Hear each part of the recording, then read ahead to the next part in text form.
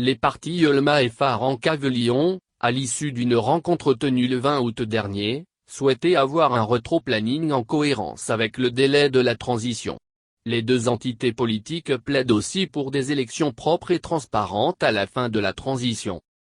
Le débat persiste, depuis quelques semaines, sur la durée de la transition. Des partis, réunis au sein du cadre d'échange des partis et regroupements politiques, exigent le respect du délai alors que des manifestations se multiplient pour réclamer une prorogation de la durée. C'est dans ce contexte que les partis Yelma et Phare se sont rencontrés, le 20 août dernier, autour des grandes préoccupations des Maliens, la sécurité, l'éducation, la vie chère, la situation politique nationale et internationale et la conduite de la transition. La délégation des Phare, conduite par son président, Modibo Sidibé, a été reçue par Dr.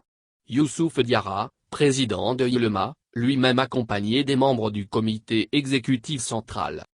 Les deux partis, dans un communiqué conjoint, ont exprimé leurs vives préoccupations face à la dégradation de la situation sécuritaire.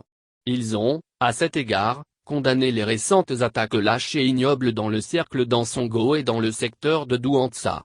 Les deux formations politiques mettent l'État devant sa responsabilité régalienne de sécurisation des populations et de leurs biens.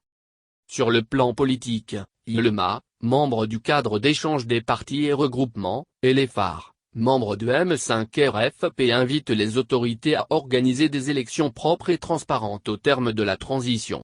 Face au débat persistant sur la durée de la transition, les deux partis réclament un rétro-planning en cohérence avec le délai de la transition. Lequel délai est, rappelle-t-il, un engagement solennel des plus hautes autorités devant la communauté nationale et internationale et acté dans la charte de la transition.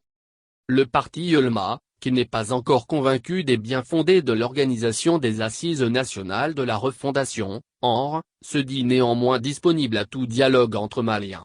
Il souhaite un approfondissement des discussions pour une meilleure compréhension de ce nouveau dialogue après le DNI qui lui semble suffisant pour entreprendre les réformes fondamentales dont le pays a besoin.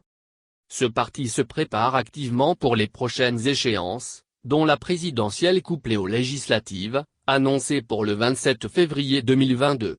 Son président, Dr. Youssouf Diawara a, conformément aux dispositions statutaires, désigné, le 23 août, le directeur du congrès d'investiture du candidat du parti aux prochaines élections présidentielles.